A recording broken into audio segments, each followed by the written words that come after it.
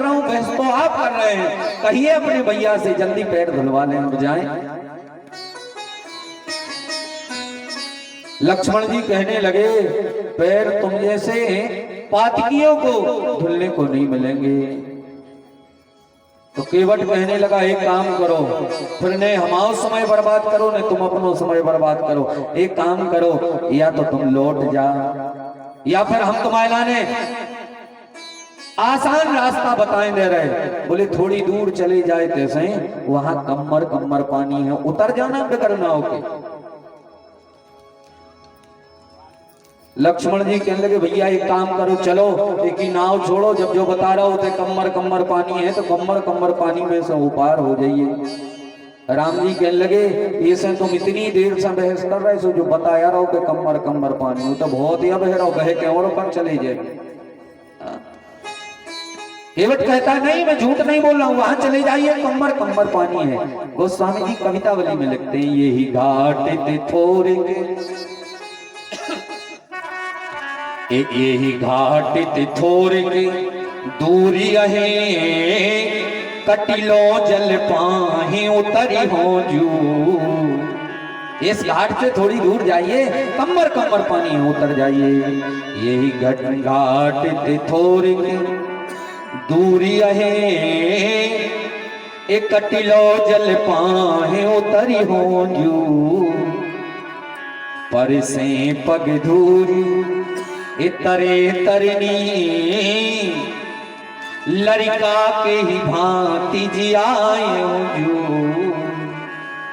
ए तुलसी अवलंबन और कछु, घरनी घर क्यों समझायूं जू। ऊपर मारी मोही बिना पग धो, न नाथ न पार उतारी हो जू।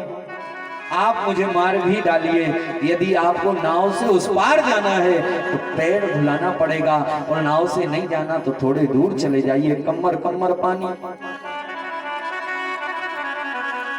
राम जी कहने लगे अब तो अपन नदिया के ऊपार जा ही नहीं सके, गंगा के पार जय भी तो नाव ही से, नहीं तो ऐसा न हो केवट से इतनी देर से बहस कर रहे, वो हमारे लाने डुबा के होते बहा दी। लक्ष्मण जी कहने लगे हाँ भैया ये डुबाना चाहता है इसलिए बोल रहा है वहां चले जाओ कमर कमर पानी है। केवट एक काम कर, हम तुम्हारे राजा के मेहमान थे, शीघ्र मुझे पार उतार दो, नहीं तो राजा से तुम्हें दंडित करवाएंगे। केवट कहने लगा तुम्हें जो करवाना है करवा दो, छुट्टी दई जी बैठे हम घाटी पे, तुम्हें जहां जाने निषाद राज के तय, और तो ठीक तुम अपने घरे चले जा, सुदशरथ जी लोहो लो ले आओ। मनो शर्त एक ही है, मर जे हैं जीवन भर कारावास भोगत रहे, लेकिन पार उतार हैं तो पांव धोवे ना ने उतार, पांव धोवा नहीं पर। लक्ष्मण जी हमारे हाथ जोड़ के विनय है, हमें पता है तुम्हारे भैया के पाँव में जो धूल है उसमें जादू है? यदि मेरी नाव में स्पर्श कर गई और मेरी नाव स्त्री बन गई तो क्या करेंगे? दिन भर नाव चलाता हूँ लेकिन इतना नहीं कमा पाता कि मेरा परिवार ठीक ठाक भोजन कर सके। इसलिए लक्ष्मण पात भरी सकरी सकल सुत बारे बारे, केवट की जात कछु वेद ना पढ़ाई। अरे हम ज्यादा पढ़े लिखे तो है ना, वेद हमने पढ़ो ना, मनो हमने जा जरूर सुनी है कि तुम्हारे भैया के चरणों में जादू है?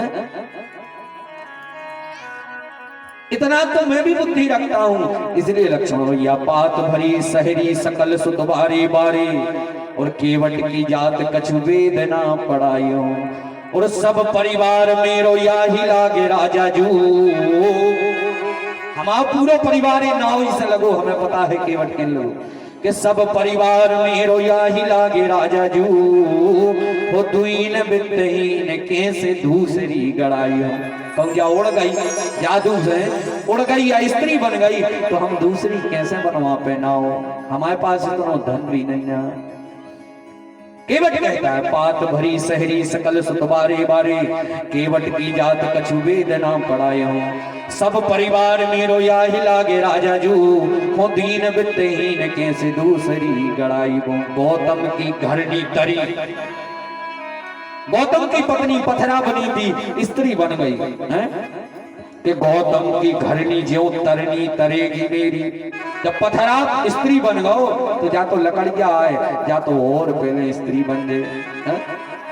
कि गौतम की घरनी ज्यों तरनी घरेगी मेरी, और प्रभु सौन्य साध हों के बाद नाम बढ़ाइए। अरे आप तो क्षत्रिय वंश में हैं और हम तो मल्लाह वंश में हैं, काहे हो हमसे वाद विवाद बढ़ा रहे लक्ष्मण जी। इसलिए तुलसी के ये राम राव रे से साची कहूं, बिना पग धोए नाव नाथ ना चढ़ाए। हे नाथ, बिना पग धोए तो मैं आपको नाव पर नहीं चढ़ूंगा। पार जाना चाहते हो कि नहीं? केवट का वाद विवाद बढ़ा। उसी समय भगवान जोर से मां सीता की तरफ देख करके और लखन लाल की तरफ देख करके हंसने लगे। सुनी केवट के बेन, केवट की वाणी कैसी लगी भगवान को सुन करके? बोले प्रेम लपेटे अटपटे, जैसे रसगुल्ला को चाशनी में लपेट दिया ऐसे केवट की वाणी साव मीठे प्रेम से लपटी हुई भगवान को पसंद आई। कि सुनी केवट के बेन और प्रेम लपेटे अटपटे और बिहसे, देखिए सोरठा में बिहसे माने बहुत हंसे। करुणाएं और चितय जान की लखन, लक्ष्मण को देख करके और सीता को देख करके बहुत हंसे। भगवान क्यों हंसे? इसलिए हंसे साहब भगवान। हे लक्ष्मण, हे सीता, देखो तो इसके